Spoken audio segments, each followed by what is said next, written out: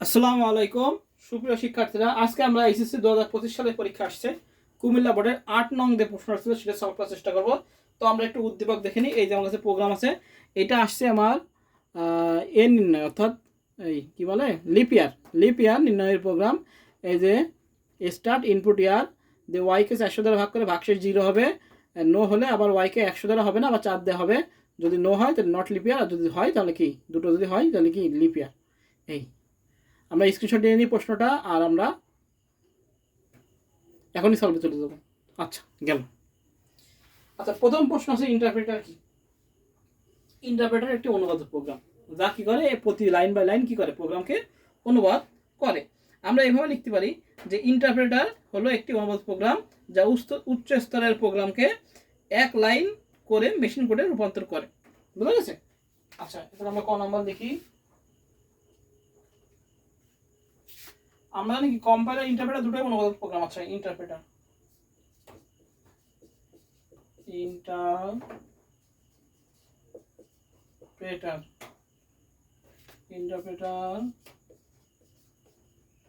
একটি অনুবাদক প্রোগ্রাম যা কি করে উচ্চ স্তরের ভাষায় লিখিত প্রোগ্রামকে স্তরের ভাষায় লিখিত প্রোগ্রামকে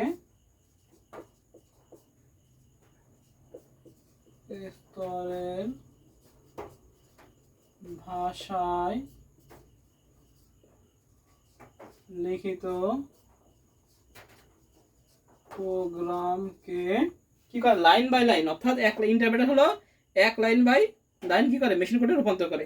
তো প্রোগ্রামকে কি করে এক লাইন করে মেশিন কোডে রূপান্তর করে।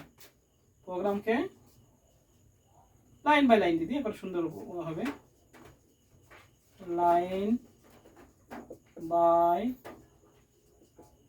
লাইন মেশিন কোডে রূপান্তর করে।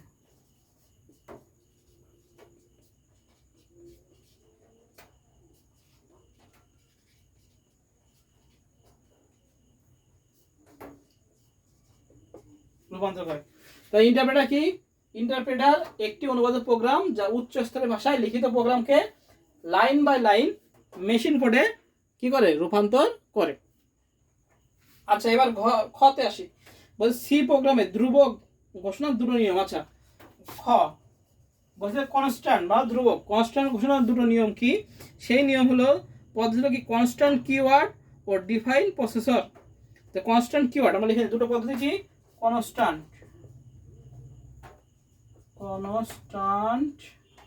কিওয়ার্ড এই একটা আর 2 নাম্বার ডিফাইন দিয়ে লিখতে হয়। 2 নাম্বার আছে ডিফাইন দিয়ে লিখতে হবে। ডিফাইন কি লিখতে হবে? ডিফাইন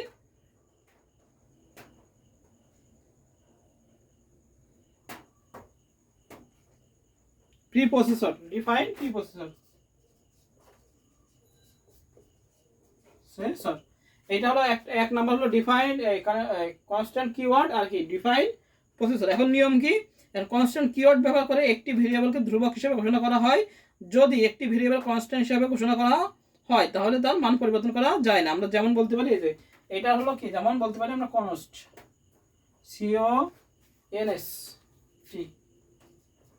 কনস্ট এই যে কনস্ট এভাবে লিখতে পারি, const int size 10 int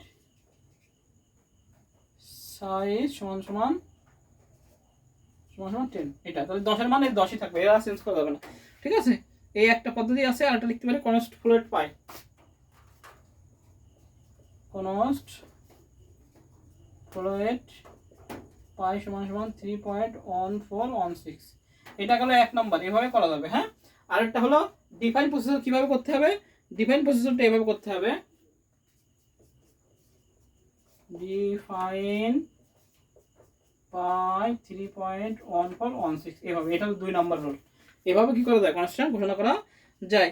define processor directory ব্যবহার করে একটি প্রতীকী ধ্রুবক ঘোষণা করা যায়। এটি কম্পাইলার পর্যায়ে কাজ করে এবং যেখানে প্রোগ্রামটিকে ওই প্রতীকী নামকরণ করা হয়েছে তার সংজ্ঞায়িত মান প্রতিস্থাপন করে। যেমন আমরা বলতে ডিফাইন পাই 3.1416, আর এটা কি কনস্ট্যান্ট ইন্ট সাইজ 10, আর কনস্ট্যান্ট ফ্লোট পাই, দুটোই দেখা দিলাম।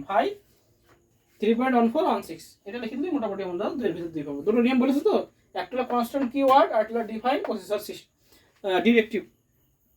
হ্যাঁ, ডিরেক্টিভ ডিফাইন প্রসেসর ডিরেক্টিভ আর একটা কি কনস্ট্যান্ট কিওয়ার্ড লিখলে আমাদের ক আর খ হয়ে যাবে। তো খ নাম্বার কি বলছে, দুটো নিয়ম, একটা হলো কনস্ট্যান্ট কিওয়ার্ড নিয়ম আর একটা হলো ডিফাইন প্রসেসর ডিরেক্টিভ।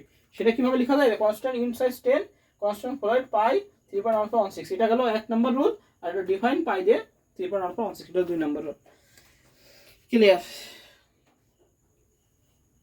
আচ্ছা, চিত্রে ব্যবহৃত প্রতীকগুলো কাজ বর্ণনা করে। আচ্ছা, এটা আরো সহজ দিছে, একদম সহজ প্রশ্ন করেছে। আচ্ছা, চিত্র শুধু প্রতীকগুলো বর্ণনা আছে, তো প্রতীকগুলো বর্ণনা আমরা লিখে দিই, কি প্রতীক, কি যা যা প্রতীক আছে। আচ্ছা, গ আমরা সুন্দর করে লিখবো নিচে প্রতীক, এটা হলো স্টার্ট ইন, START, স্টার্ট আর ইন, এটার মাধ্যমে শুরু এবং শেষ। আচ্ছা,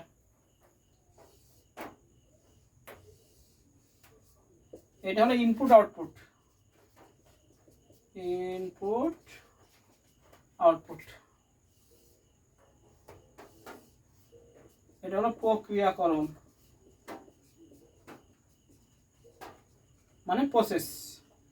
আচ্ছা, এইটা যদি থাকে হীরক, হীরক মানে সিদ্ধান্ত,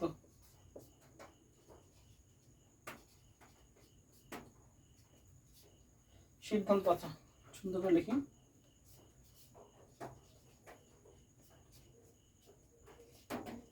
সিদ্ধান্ত এটা মানে হীরক যদি থাকে, হীরক মানে কি সিদ্ধান্ত। এবার সুন্দর করে সকালকে আমরা লিখে দেবো। আর একটা প্রতীক আছে মনে হয়, আর একটা কি প্রতীক আছে এখানে, গোল আছে, গোল, গোল যদি গোল থাকে এটা করে সংযোগ, সংযোগ চিহ্ন। আর কিছু আছে, আর একটা আছে লাইন দিকে, অর্থাৎ প্রোগ্রাম প্রোভাইড দিকে, এই যে লাইন প্রোগ্রাম। আচ্ছা, এটা হয়ে গেছে, এটাই মানে প্রোগ্রাম প্রবাহের দিক, সমান সমান দিদি প্রোগ্রাম প্রবাহের দিক। এই ছয়টাই আছে, আর নেই। এই ছয়টা লিখতে দিনের দিন একদম সহজ প্রশ্ন। আমরা লিখবো চিত্রে ব্যবহৃত প্রতীকগুলো কাজ বর্ণনা নিচে করা হলো। এবার লিখবো এটাতে শুরু এবং শেষ, স্টার্ট ইন, এটাতে ইনপুট আউটপুট, এই যদি এ থাকে এই পাশে থাকে আয়তক্ষেত্র, তাদেরকে প্রক্রিয়াকরণ। এবার যদি এরকম হীরক থাকে তাহলে লিখবে কি সিদ্ধান্ত, আর গোল যেটা আছে সেটা হলো সংযোগ, আর এটা হলো প্রোগ্রাম প্রবাহের দিক। এই হলো আমাদের ক নাম্বার হয়ে গেল।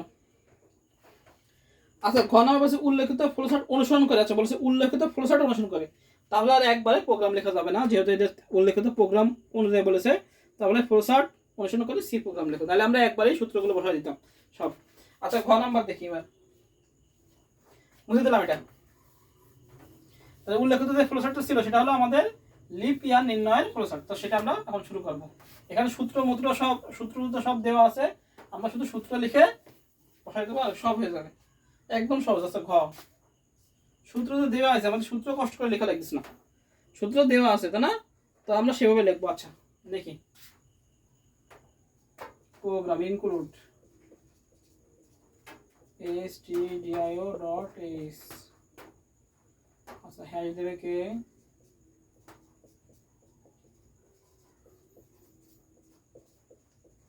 conio.h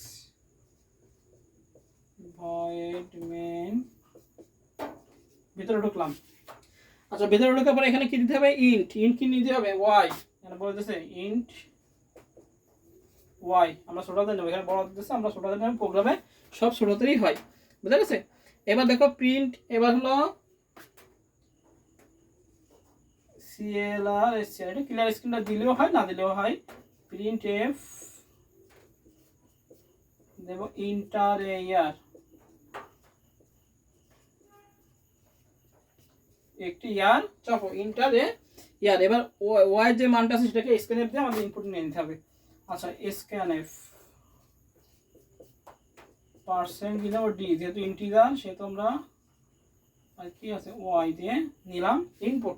এবার বলেছে প্রথম কন্ডিশন আসি, প্রথম কন্ডিশন বলেছে ইফ যদি এই ওয়াই কে, আচ্ছা ইফ যদি ওয়াই কে 400 দ্বারা ভাগ করে ভাগশেষ 0 হয়, ইফ যদি ওয়াই কে 400 দ্বারা ভাগ করে ভাগশেষ 0 হয়, তাহলে লিখব প্রিন্ট এফ PRINT প্রিন্টএফ একবার ডাইরেক্ট, ঝামেলা দরকার নেই, লিপ ইয়ার দিতে, লিপ ইয়ার হয়ে গেল প্রিন্টএফ লিপ ইয়ার। এবার কি বলছে, এটা যদি হয়ে যায় তাহলে কি লিপ ইয়ার প্রিন্টএফ, আর যদি এ হয় তাহলে কি এলস ইফ, অন্যথায় এলস ইফ আসবে, এলস ইফ। এবার কন্ডিশন আসবে দুটো, আচ্ছা কন্ডিশন দুটো লিখবো, y কে 100 দ্বারা ভাগ করে 0 হবে না, আবার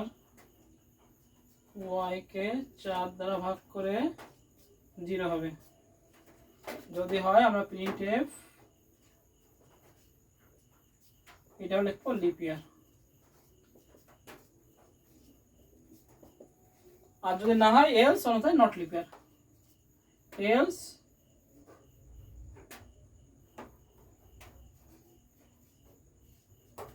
printf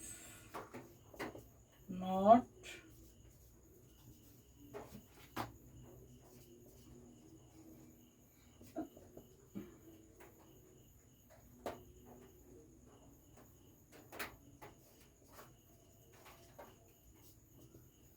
লিপ ইয়ার। এবার গেট সিরিজ আমরা প্রোগ্রাম শেষ করে দেবো, গেট সিরিজ বা রিটার্ন 0 যে যা দেবে হবে শেষ। এই হলো আমাদের ফ্লোচার্ট অনুসরণ করে সি প্রোগ্রাম। এখানে বলে দিচ্ছে যে ফ্লোচার্ট অনুসরণ করে করতে হবে, এই জন্য আমরা ফ্লোচার্ট অনুসরণ করে করলাম। আচ্ছা ইন্ট ইয়ার কেদার স্ক্রিন প্রিন্টএফ ইন্টারে ইয়ার দিলাম, স্ক্রিন দিয়ে ইয়ারটাই মান নিলাম। এখন প্রথম বলেছে ইফ যদি 400 দ্বারা ভাগ করে ভাগশেষ 0 হয় তাহলে printf lip year. Else if y কে 100 দ্বারা ভাগ করে 0 হবে না, আবার y কে 4 দ্বারা ভাগ করে 0 হবে, তাহলে কি প্রিন্টএফ লিপ ইয়ার। যদি বলেছে এটা দুটোই না হয় তাহলে এলস কি printf not leap year. GATE series শেষ করব। আমরা কিন্তু প্রোগ্রাম এই যে লিপ ইয়ারের প্রোগ্রাম কিন্তু একবারে লিখে দিতে পারতাম, কিন্তু বলেছে কি প্রশ্নটা দেখে খেয়াল করি, কিন্তু বলেছে হলো আমাদের ফ্লোচার্ট অনুযায়ী প্রোগ্রাম লিখতে। কি বলতে ফ্লোচার্ট অনুযায়ী, ফ্লোচার্ট অনুযায়ী বলেছে প্রথমে 400 দিয়ে ভাগ আছে, এই কারণে পরে আমরা 100 আর এটা করেছি আলাদা আলাদাভাবে, বুঝে গেছে? নাহলে আমরা একবারই সূত্র লিখে দিতে পারতাম, যেহেতু বলেছে ফ্লোচার্ট অনুসরণ করে সেহেতু আমরা সেভাবেই সি প্রোগ্রাম লিখলাম। তাহলে এই হলো আমাদের কুমিল্লা বোর্ড 2025 সালের 8 নং সলভ। সবাই ভালো থাকি, সুস্থ থাকি, সবাইকে আসসালামু আলাইকুম।